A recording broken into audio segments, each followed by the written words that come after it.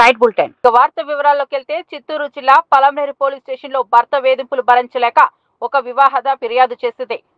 అయితే అక్కడ విధులు నిర్వహిస్తున్న హోంగార్డ్ ఆమె ఫోన్ నెంబర్ తీసుకుని మానసికంగా వేధించాడని బాధితురాలు వాపోయింది. ఆ పరిస్థితులు తట్టుకోలేక బంగారుపాలెం పోలీస్ స్టేషన్ లో పనిచేస్తున్న ఒక కానిస్టేబుల్ సాయం కోరింది. అయితే ఆ కానిస్టేబుల్ కూడా తనను రక్షించాల్సిన బదులు అత్యాచారానికి పాల్పడ్డారని బాధితులు ఆరోపించింది. తనపై జరిగిన అన్యాయాన్ని వివరించేందుకు ఆమె నేరుగా ఎస్పీని కలిసింది. వెంటనే ఈ ఘటనపై చిత్తూరు డీఎస్పీ డేగల ప్రభాకర్ స్పందించారు. నిందితులిద్దరిపై కేసులు నమోదు చేసినట్లు వెల్లడించారు.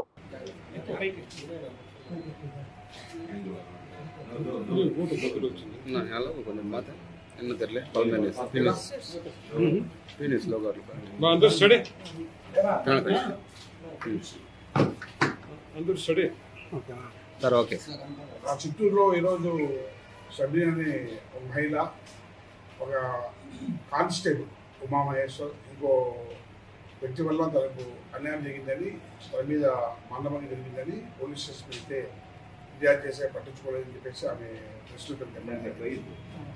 ఒరిజినల్గా నిజానికి ఆమె ఇచ్చిన కంప్లైంట్ పేరుకు మార్నింగ్ ఎఫ్ఐఆర్ ఆమె పైన జరిగిన ఆమె ఇచ్చిన కంప్లైంట్ పేరుకు ఆమె వాదమూలంగా ఇచ్చిన కంప్లైంట్ పేరుకు నిన్న మార్నింగ్ ఎఫ్ఐఆర్ అయిపోయింది. ఎఫ్ఐఆర్ అయిపోయిన తర్వాత ఆమె ఇంటికి వెళ్ళి ఆమె దగ్గర స్టేట్మెంట్ ఇచ్చి ఆమె చెప్పిన దానిపైన ఎఫ్ఐఆర్ అయిపోయింది. సమగ్రంగా విచారణ జరుపుతాము. తప్పు చేసిన వ్యక్తులు ఎవరైనా సరే కఠినంగా శిక్షిస్తాం. అదే డిపార్ట్మెంట్ ప్రైమరీ ఎంక్వైరీ చేసి వాళ్ళపైన మిగిలిన తదుపరి చర్యకు ఎస్పీ గారికి కూడా రిపోర్ట్ పంపిస్తాము. యాజ్ ఫర్ ఫ్యాక్ట్ దీనిపై ఇన్వెస్టిగేషన్ జరుగుతుంది. ఎందుకంటే పోలీసులు చెప్పిన కేసు కాలేదు, పోలీసు పైన ఇది అవుతుందని ఒక బ్యాడ్ పబ్లిసిటీ, ఒక నెగిటివ్ పబ్లిసిటీ కామన్ ఉద్దేశంతో ఈ మీటింగ్ పెట్టడం జరిగింది. మార్నింగ్ 10 o'clock మా CCTVs చూసుకున్నా కూడా 11 ఎప్పుడు పెరుగుతుంది. బట్ 10 o'clock ఎఫ్ఐఆర్ అయిపోయింది. మళ్ళీ తిరిగి ఎందుకు పెట్టారో ఏమో ఐడియా లేదు. బట్ డెఫినెట్గా దీని మీద సమగ్ర విచారణ జరిపి తగిన చర్య తీసుకుని యాజ్ పర్ ఫ్యాక్ట్స్ ఈ కేసు ఫైనల్ చేస్తాం. సార్ ఏ స్టేషన్ సార్ కంప్లైంట్ ఇచ్చిన? Bangapalem police station. ఆమె సుమారు 4 months back. TDP MLA Nandamuri Balakrishna చేసిన వ్యాఖ్యలపై వైసీపీ రాష్ట్ర ప్రధాన కార్యదర్శి జూపూడి ప్రభాకర్ ఘాటుగా స్పందించారు. బాలకృష్ణను మించిన సైకో మరొకరు లేరని వ్యాఖ్యానించారు. వెల్లంకొండ సురేష్ పై కాల్పుల కేసులో మెంటల్ సర్టిఫికెట్ తీసుకొచ్చి కాపాడారని ఆరోపించారు. వైఎస్ఆర్ మానవతావాది కాబట్టి ఎన్టీఆర్ కుటుంబం మొత్తం ఆయన కాళ్ల మీద పడుతుండటంతోనే బాలకృష్ణ ప్రాణాలు దక్కాయని అన్నారు. టీవీ బులెటిన్ అప్డేట్స్ మరో బులెటిన్ లో మళ్ళీ కలుద్దాం. హీరో ఇంకొక వైపు మంచి ప్రాధాన్యత వాళ్ళ బావ దగ్గర పొందుతూ ఉండవచ్చు. ఇవన్నీ వాళ్ళ మధ్య తేల్చుకోవాల్సిన అంశాలని రావటంతో జగన్మోహన్ రెడ్డి గారిని గత ముఖ్యమంత్రి ఒక సైకోగాడు ఆయన స్టార్ట్ చేసిన పదం. చంద్రబాబు నాయుడు గారు చిరంజీవి గారు తమ్ముడిని దగ్గర కూర్చోబెట్టుకొని ఆయన్ని ఈయన మేనేజ్ చేసి ఆయన మేనేజ్ చేసి సొంత భావన బాలకృష్ణ మేనేజ్ చేయలేకపోతే అది మా తప్పు ఎలా అవుతుంది? అందరికీ తెలుసు. తన ఇంట్లో రాజశేఖర రెడ్డి గారు ముఖ్యమంత్రిగా ఉన్నప్పుడు బాలకృష్ణ గారి ఇంట్లో జరిగినటువంటి కాల్పుల ఘటన, ఒక పెద్ద సినిమా నిర్మాత, నాకు తెలిసి బెల్లంకొండ సురేష్ అనుకుంటాను, చాలా కాలం హాస్పిటల్లో ఉన్నాడు. బాలకృష్ణ షూట్ చేస్తే పాపం ప్రాణాపాయం నుంచి బయటకు వచ్చాడు. సొంత జ్యోతిష్కుడు సత్యనారాయణ గారు అనుకుంటాను, ఆయన పరిస్థితి కూడా అదే. వీళ్ళిద్దరితో పాటు ఒక సెక్యూరిటీ గార్డ్, నేపాల్ గార్డ్ అనుకుంటాను, అతను చనిపోయాడు. ఆ రోజు ఉన్నటువంటి రాజశేఖర రెడ్డి గారు మానవతావాది కాబట్టి ఎన్టీఆర్ కుటుంబం మొత్తం వచ్చి రాజశేఖర రెడ్డి గారి కాళ్ళ మీద పడితే ఆ రోజు పురంధరేశ్వరి గారు, బాలకృష్ణ గారు మీ అక్కని అడగండి, మీ అక్కో చెల్లో, ఆ రోజు నీ కండిషన్ ఏంటి? నిన్ను తప్పించడం కోసం నీ మెంటల్ పరిస్థితి సరిగా లేదని నువ్వు ఒక మెంటల్ సర్టిఫికేట్ తెచ్చుకొని, ఆ సర్టిఫికేట్ ఇచ్చిన వాళ్ళ పేర్లు కూడా నేను ఇప్పుడు చెప్పదలుచుకోలేదు, నా దగ్గర ఉంది. తనకు మెంటల్ స్టెబిలిటీ లేదని, ఇతనికి కాస్త మెంటల్ ఉందని ఒక సర్టిఫికేట్ తెచ్చుకొని బయటపడిపోయావు. రాజశేఖర రెడ్డి గారు ఉత్తముడు కాబట్టి, ఉన్నతుడు కాబట్టి నిన్ను బతికించాడు. గద్వాల ఎమ్మెల్యే బండ్ల కృష్ణమోహన్ రెడ్డిపై బీఆర్ఎస్ పార్టీ ఫిర్యాదు చేసింది. జిల్లా ఎస్పీకి ఇచ్చిన ఫిర్యాదులో బీఆర్ఎస్ రాష్ట్ర నాయకుడు డాక్టర్ కుర్రా విజయ్ మాట్లాడుతూ పార్టీ ఫిరాయించి పోలీసులకు తప్పుడు ఫిర్యాదులు చేసి ప్రజలను కోర్టులను తెలంగాణ అసెంబ్లీ స్పీకర్ మోసం చేశారని ఆరోపించారు. మేము ఒక కంప్లైంట్ లాడ్జ్ చేయడం జరిగింది. ఆ కంప్లైంట్ ఏంటంటే, గత ఎన్నికల్లో బీఆర్ఎస్ పార్టీ తరపున ఎమ్మెల్యేగా గెలిచినటువంటి గద్వాల ఎమ్మెల్యే కృష్ణమోహన్ రెడ్డి గారు గత జూలైలో మా పార్టీ నుంచి మారి కాంగ్రెస్ పార్టీలో రేవంత్ రెడ్డి గారి సమక్షంలో కాంగ్రెస్ పార్టీలో చేరినట్టు ఇక్కడ స్పష్టమైనటువంటి ఫోటో కూడా ఉన్నది. కానీ ఎమ్మెల్యే గారు పార్టీ మారినప్పటికీ నేను పార్టీ మారలేదు, కాంగ్రెస్ పార్టీలోకి పోలేదు, నేను వేసుకున్నది దేవుడి కండువా, నేను ఉన్నది బీఆర్ఎస్ పార్టీలో అని చెప్పేసి నా ఫోటోలని కాంగ్రెస్ పార్టీ వాళ్ళు వారి ఫ్లెక్సీలలో వేసుకుంటున్నారు అని చెప్పేసి ఫిబ్రవరి 11, 2025 రోజున గద్వాల ఎమ్మెల్యే గారు గద్వాల ఎస్హెచ్ఓ గారికి కంప్లైంట్ ఇస్తే ఆ కంప్లైంట్ని బేస్ చేసుకొని క్రైమ్ నంబర్ 41గా గద్వాల పోలీస్ వారు ఎఫ్ఐఆర్ కూడా చేయడం జరిగింది. ఒక అడుగు ముందుకేసారు, వాళ్ళు సేమ్ డే ఎఫ్ఐఆర్ చేశారు. సో తర్వాత జూన్ 25వ తారీఖు రోజున గద్వాల జిల్లా కేంద్రంలో గద్వాల నియోజకవర్గ కాంగ్రెస్ పార్టీ ముఖ్య కార్యకర్తల నాయకుల సమావేశంలో Congress party all India Congress committee AICC కార్యదర్శి ఇన్ఛార్జి కార్యదర్శి అయినటువంటి మాజీ పార్లమెంటు సభ్యులు విశ్వనాథన్ గారు ఇక్కడ గద్వాలలో ఉన్నటువంటి కృష్ణమోహన్ రెడ్డి గారి యొక్క క్యాంపు కార్యాలయంలో వారు హాజరైనారు. కాంగ్రెస్ పార్టీ నాయకుల ముఖ్య కార్యకర్తల మీటింగ్ కూడా ఏర్పాటు చేయడం జరిగింది. ఆ కార్యక్రమంలో కాంగ్రెస్ పార్టీ నాయకులు అందరూ కూడా ఇక్కడ పాల్గొన్నారు. దాని వెనుక కూడా రేవంత్ రెడ్డి గారు, ముఖ్యమంత్రి రేవంత్ రెడ్డి గారు, పిసిసి అధ్యక్షుడు మహేష్ కుమార్ గౌడ్ గారు, రాహుల్ గాంధీ గారు, ఖర్గే గారు, ప్రియాంక గాంధీ, సోనియా గాంధీ గారు, అదేవిధంగా ఉప ముఖ్యమంత్రి భట్టి గారి యొక్క ఫోటోలు కూడా ఈ యొక్క ఫ్లెక్సీలో స్పష్టంగా కనిపిస్తా ఉన్నాయి. కానీ వారి బుకాయింపు ఏం చేస్తా ఉన్నారంటే నేను కాంగ్రెస్ పార్టీలో చేరలేదని చెప్పేసి ఒక బుకాయింపు ధోరణితో మాట్లాడుతూ ఉన్నటువంటి దాన్ని ప్రజలు ఈరోజు గమనిస్తా ఉన్నారు. ఒక అడుగు ముందుకేసి ఇంకా దాని తర్వాత కూడా నిన్న వారి ఎమ్మెల్యే గారి జన్మదినం అయితే కూడా 21వ తారీఖు రోజున గద్వాలలో ఉన్నటువంటి కూడల్లో, ప్రధాన కూడల్లో పేపర్ అడ్వర్టైజ్మెంట్లలో కూడా వారు ఇక్కడ చూడండి కాంగ్రెస్ పార్టీ కండవ కప్పుకున్నారు. సోనియా గాంధీ గారు ఉన్నారు, రాహుల్ గాంధీ గారు ఉన్నారు, రేవంత్ రెడ్డి గారు, కాంగ్రెస్ నాయకులు అందరూ కూడా వారి ఫ్లెక్సీలలో ఉన్నారు. మరి ఫిబ్రవరి 11, 2025లో ఏం చెప్పారు ఎమ్మెల్యే గారు? నా ఫోటోని కాంగ్రెస్ పార్టీ వాళ్ళు ఫ్లెక్సీలలో వేసుకుంటున్నారు, వారి మీద చర్యలు తీసుకోమని చెప్పేసి వారు మాట్లాడారు. మరి ఈరోజు మీరే ఎమ్మెల్యే గారే కాంగ్రెస్ పార్టీ అఖిల భారత కాంగ్రెస్ నాయకులు ఇంటికి పిలిపించి క్యాంప్ ఆఫీస్ కి మీటింగ్లు పెట్టి మీ ఫ్లెక్సీని వారి ఫ్లెక్సీని కాంగ్రెస్ ఫ్లెక్సీలు ఒకటే ఫ్లెక్సీలో ఉన్న వాస్తవాలను కూడా మీరు మర్చిపోయినారని అడుగుతా ఉన్నా. వీటన్నిటి మీద కూడా పోలీస్ యంత్రాంగం కూడా ఈ యొక్క ఎఫ్ఐఆర్ ని దృష్టిలో ఉంచుకొని, మేము ఇచ్చిన ఫిర్యాదుని దృష్టిలో ఉంచుకొని ఈ రెండింటి వాటిని బేరీజ్ వేసుకొని లోతైనటువంటి దర్యాప్తు చేసి విచారణ చేసి వారి కృష్ణమోహన్ రెడ్డి గారిపై చర్యలు తీసుకోవాలని, పూర్తి విచారణ జరిపించి చట్టపరమైన చర్యలను తీసుకోవాలని మేము గద్వాల జిల్లా ఎస్పీ గారికి కూడా విన్నవించడం జరిగింది. ఇంకో అసెంబ్లీ వేదికపై ఎంపీ రఘునందన్ రావు ఆగ్రహభరితంగా మాట్లాడారు. ఆయన కేటీఆర్ ను ఉద్దేశించి నేరుగా పిలిచి జీఎస్టీ అంశంపై చర్చపై అవహేళనకై స్థలం ఇచ్చేలా డేట్ టైం ఫిక్స్ చేయాలని కోరారు. ఎంతమందినైనా తెప్పించు, నేను ఒక్కరినే వస్తానని సవాల్ విసిరి తనను బెదిరిస్తేనే బదిలిచ్చే వ్యక్తి కాదు అని స్పష్టం చేశారు. అలాగే ప్రధాని మోదీ జీఎస్టీకు మద్దతు చూపించడంలో సంబంధిత ప్రభుత్వాలను ప్రశ్నిస్తూ అది ఎందుకు జరిగిందో వివరించాలని డిమాండ్ చేశారు.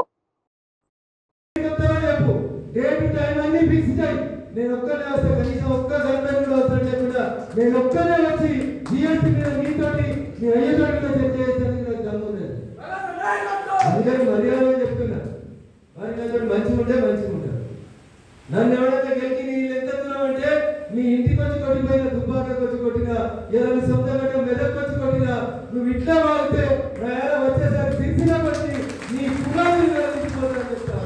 ఇది తెలియలేక 10 ఏళ్ళు నరేంద్ర మోడీ జీఎస్టీ పేరు మీద దోచుకున్నాడు అన్నాడు. అరే చదువుకున్నాడు కదా, మరి మీ 5 ఏళ్ళు ఎందుకు మద్దతు ఇచ్చింది జీఎస్టీ గారు అడుగు ఒకసారి. లేకపోతే వస్తే మామూలు రేపు రమ్మంటే మీకు చాలనైతే మామూలు గేట్లు తీసి మీ 30 యూట్యూబ్ ఛానల్లో తీసుకున్నాను. గవర్నమెంట్ చెప్తా జీఎస్టీ అంటే ఏం తెలియనట్టు ఇష్టమైనట్టు మాట్లాడితే అందరినీ బెదిరించినట్టు రఘునందన్ని బెదిరిస్తాం, సోషల్ మీడియాలో బెదిరాలు చేస్తామంటే బిడ్డ భర్త కట్ట పెట్టుకొని ఒక్కొక్కరి ఇంటికి వచ్చి బజ్జీలు పంపిస్తారు. టీడీపీ ఎమ్మెల్యే నందమూరి బాలకృష్ణపై వైసీపీ ఎంపీ మార్గాని భరత్ తీవ్రమైన వ్యాఖ్యలు చేశారు. అసెంబ్లీలో బాలకృష్ణ ప్రవర్తన సరైనది కాదని ఎద్దేవా చేశారు. సభకు హాజరు కావడానికి ముందు బాలకృష్ణపై బ్రీత్ ఎనలైజర్ టెస్ట్ చేయించాలని కూడా సూచించారు. ఇలా మాట్లాడే అసెంబ్లీలో ఏం సందేశం ఇవ్వాలనుకున్నారని ప్రశ్నించారు. జేబుల్లో చేతులు పెట్టుకుని మాట్లాడే విధానం, ఆ హై హ్యాండెడ్నెస్ అసలు ఏంటి అని అసలు అర్థం కావట్లే ప్రజలకు. మీరు ఏం సమాధానం చెప్దాం అనుకుంటున్నారు? అంటే ఈ తరహాలో అసెంబ్లీ సమావేశాలు జరుగుతూ ఉన్నాయి. మీకు ఏదన్నా ఉంటే మీ అల్లుడికో మీ బావకో మీరు కంప్లైంట్ చేసుకోండి, అంతేగాని 9వ పేరు వేసారు నా పేరు అది మీకు అసెంబ్లీలో చెప్పాలా? ఏదన్నా ఉంటే మీరు మీ పార్టీ మీటింగుల్లోనో లేకపోతే మీ దాంట్లోనో పెట్టుకోండి. అంటే మీ స్థాయి ఏంటనేది మీ జనసేన వాళ్ళు చూపించారు 9వ పేరు వేసి. అసలు మీరు మాట్లాడే విధానం, అసలు నేను అడుగుతా ఉన్నా, డైరెక్ట్గా అసెంబ్లీలో మీరు ఈ పదజాలం వాడచ్చా? బహుశా బ్రీత్ అనలైజర్ జేబుల్లో చేతులు పెట్టుకుని మాట్లాడే విధానం, ఆ హై హ్యాండెడ్నెస్ అసలు ఏంటి అని అసలు అర్థం కావట్లే. ప్రజలకు మీరు ఏం సమాధానం చెప్దాం అనుకుంటున్నారు? అంటే ఈ తరహాలో అసెంబ్లీ సమావేశాలు జరుగుతూ ఉన్నాయి. మీకు ఏదన్నా ఉంటే మీ అల్లుడికో మీ బావకో మీరు కంప్లైంట్ చేసుకోండి, అంతేగాని 9వ పేరు వేసారు నా పేరు అది మీకు అసెంబ్లీలో చెప్పాలా? ఏదన్నా ఉంటే మీరు మీ పార్టీ మీటింగుల్లోనో లేకపోతే మీ దాంట్లోనో పెట్టుకోండి. అంటే మీ స్థాయి ఏంటనేది మీ జనసేన వాళ్ళు చూపించారు 9వ పేరు వేసి. అసలు మీరు మాట్లాడే విధానం, అసలు నేను అడుగుతా ఉన్నా, డైరెక్ట్గా అసెంబ్లీలో మీరు ఈ పదజాలం వాడచ్చా? బహుశా బ్రీత్ అనలైజర్ పెట్టాలేమో అసెంబ్లీకి వచ్చినప్పుడు కూడా. మీకు ఆ రకమైన పరిస్థితులు మీరు ఈ అసెంబ్లీలో తీసుకొస్తున్నారు, ప్రజలు గమనిస్తూ ఉన్నారు, అది మర్చిపోవద్దు. జనరల్గా మీరు బాలకృష్ణ గారు మాట్లాడే మాటలు ఇప్పుడు అసెంబ్లీలో మాట్లాడిన విధానం ఒకసారి మీరు కంపేర్ చేయండి. ఆ మాట తీరు ఏ రకంగా ఉందో ప్రజలకు అర్థమవుతుంది.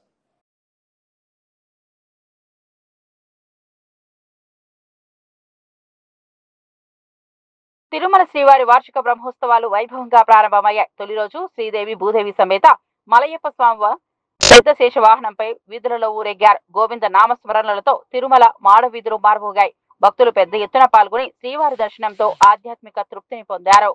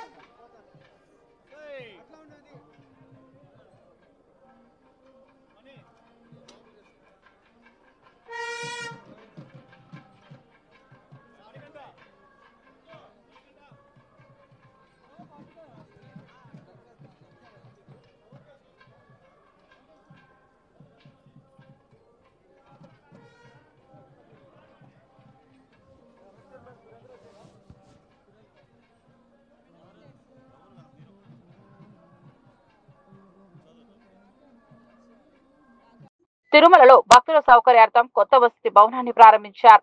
ముఖ్యమంత్రి చంద్రబాబు, ఉపరాష్ట్రపతి రాధాకృష్ణన్ కలిసి ఈ భవనాన్ని ప్రారంభించారు. అలాగే ఇంటిగ్రేటెడ్ కమాండ్ కంట్రోల్ సెంటర్ ను కూడా ప్రారంభించారు. ఈ కార్యక్రమానికి ఏపీ మంత్రులు హాజరై ముఖ్య అతిథులుగా పాల్గొన్నారు.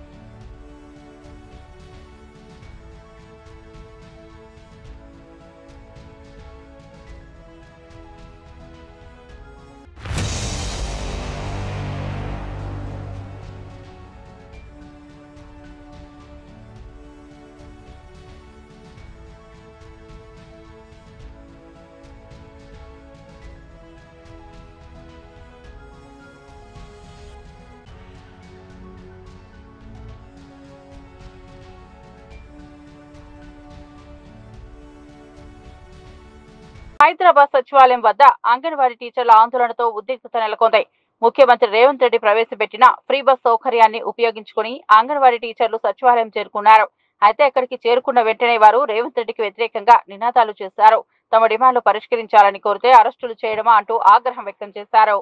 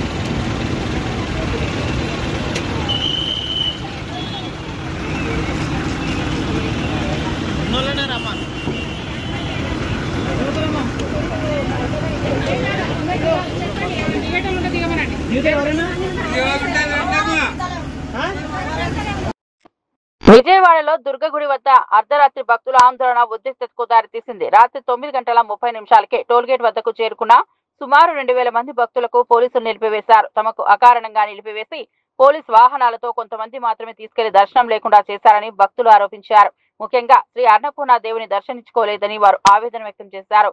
భక్తుల డిమాండ్లను పట్టించుకోకుండా తాము ఎందుకు అడ్డుకోవాల్సి వచ్చిందో కూడా పోలీసులు వివరించలేదని భక్తులు ఆగ్రహం వ్యక్తం చేశారు.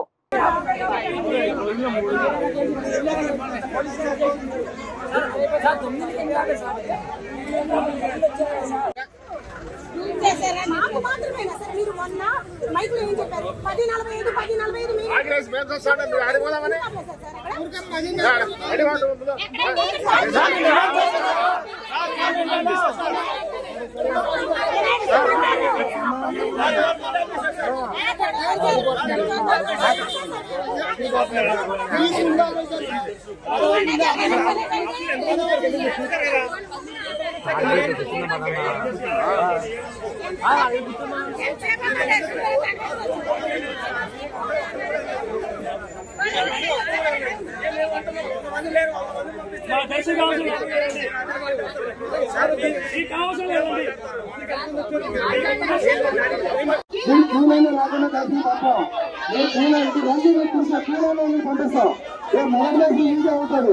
దయచేసి అర్థం చేసుకుంటే మొదటి దర్శనం మీకే అవుతుంది.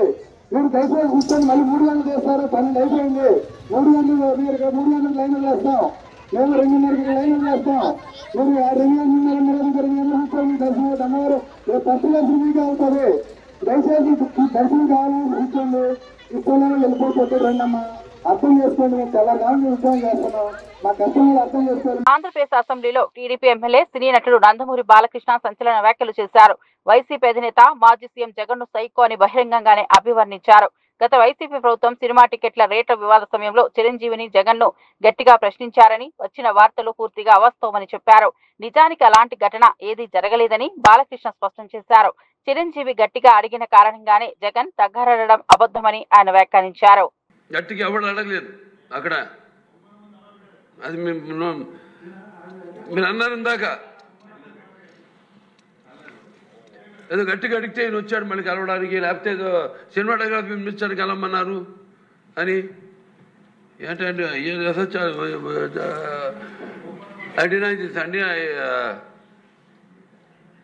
అవి మిగతాన్ని ఓకే, అవమానించడం ఆయన ఓకే.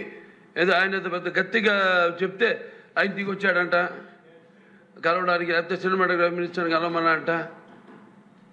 మనం కూడా నాకు ఇన్విటేషన్ వచ్చింది ఇక్కడ ఫిల్మ్ డెవలప్మెంట్ ఒక లిస్ట్ తయారు చేయమని. నాది 9వ పేరు వేశారు. అది ఎవరో ఈయన నేను అడిగాను కూడా, దుర్గేష్ గారిని కూడా అడిగాను, గౌరవ సినిమాటోగ్రఫీ మంత్రి కూడా అడిగాను ఎవడో అడి వేసిందని. The respect a human being, even be opposition or us. 9వ పేరు వేశారు. ఇదే అదేదో గట్టి ఎవడు అడిగాడు గట్టిగా అడిగితే పంపించారు లోపలికి వచ్చాడు ఈడు కలవడానికి. Sorry, I want to clarify this. No, very good, sir. Nonsense. Power star Pawan Kalyan నటించిన తాజా చిత్రం ఓజీ విడుదల సందర్భంగా అభిమానుల్లో మరో కొత్త ఉత్సాహం కనిపించింది. ఈ సినిమాలో పవన్ వాడిన 1988 మోడల్ కాంటిసా కారును విజయవాడలోని పటమట ACPL మాల్లో ప్రదర్శనగా ఉంచారు. అభిమానులు పెద్ద ఎత్తున మాల్ కు చేరుకుని కారును చూసి ఆనందం వ్యక్తం చేశారు. SCPL CEO కృష్ణకుమార్ మాట్లాడుతూ ఓజీ చిత్ర యూనిట్ తో సంప్రదించి ఈ కారును విజయవాడకు తీసుకొచ్చామని తెలిపారు.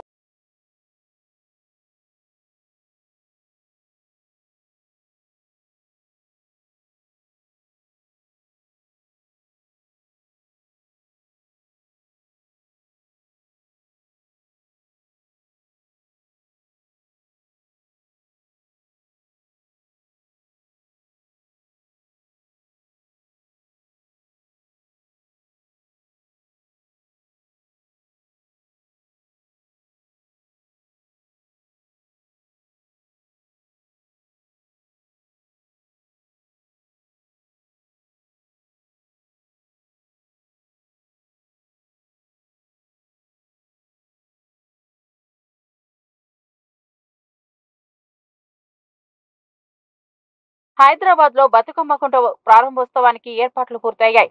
ప్రత్యేకంగా సిద్ధం చేసిన కుంట ప్రాంతాన్ని డ్రోన్ విజువల్స్ లో పరిశీలిస్తే అలంకరణలో లైటింగ్ తో అందంగా తీర్చిదిద్దిన దృశ్యాలు కనిపిస్తున్నాయి.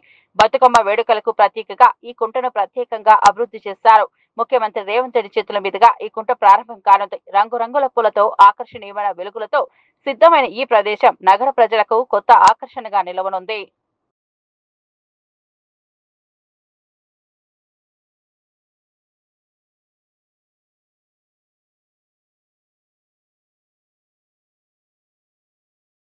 చంద్రబాబు కేసులో క్లీన్ చిట్ ఇచ్చినట్లుగా పూర్వంలో చర్చించబడిన శివశంకర్ ఇప్పుడు తెలంగాణ పోలీస్ విజిలెన్స్ కమిషనర్ గా నియమితులయ్యారు. అప్పటి నిర్ణయం ఆంధ్రప్రదేశ్ రాజకీయ వర్గాల్లో వివాదాన్ని రేకెత్తించింది.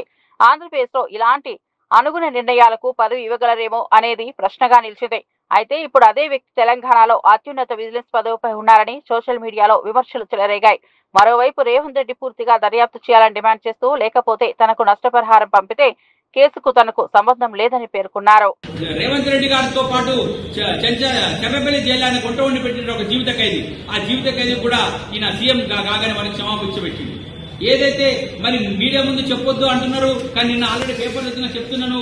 ఇన్ కెమెరా ప్రొసీడింగ్ ద్వారా జస్టిస్ శివశంకర్ అనే ఒక వ్యక్తి ఆయన జడ్జిగా కూడా నేను పిలదలుచుకోలేదు. ఎందుకంటే నా వాంగ్మూలము, నా తప్పుడు సంతకాలను గుడ్డిగా నమ్మి ఉన్న సజీవ ఆధారాలను కూడా తోసిపుట్టి చేసి క్లీన్ చిట్ ఇచ్చి కేసు కొట్టేసి స్పాష్ ఇచ్చిన ఆ జడ్జి గారు ఈ రోజు ఎక్కడున్నారండి? రండి, మీడియా ద్వారా పోదాం, ఇక్కడ లైవ్ పెట్టుకుని పోదాం. బీఆర్కే భవన్ లో పోలీసు విజిలెన్స్ కమిషనర్ చైర్మన్ గా ఉన్నాడు.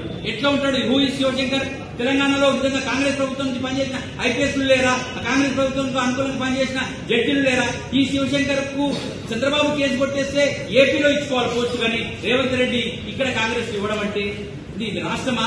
రాష్ట్ర ప్రభుత్వం ఇళ్లలో పనిచేసుకుంటాను వాడిని పెట్టుకోవడమా? అంటే చీఫ్ జస్టిస్లకు రాజ్యాంగబద్ధమైన పదవులు ఇవ్వడంలో కూడా కుమ్మక్కై నేటికి చంద్రబాబు కన్సర్న్లతో నడుస్తున్న రేవంత్ రెడ్డిని నేను ఒకటే విజ్ఞప్తి చేస్తున్నా. అయ్యా ముఖ్యమంత్రి గారు, దర్యాప్తు చేస్తే పూర్తిగా దర్యాప్తు చేయి. తిరుమల శ్రీవారికి మరో విలువైన కానుక అందింది. విశాఖపట్నంకు చెందిన హిందుస్థాన్ ఎంటర్ప్రైజెస్ ప్రొపరేటర్ పువ్వాడ మస్తాన్ రావు 3.86 కోట్ల విలువైన వజ్రాల స్వర్ణ యజ్ఞోపవీతాన్ని సమర్పించారు. మొత్తం 3 కిలోల 850 గ్రాముల బరువుతో ఉన్న ఈ యజ్ఞోపవీతాన్ని రంగనాయకుల మండపంలో టీటీడీ చైర్మన్ బిఆర్ నాయుడుకు అందజేశారు.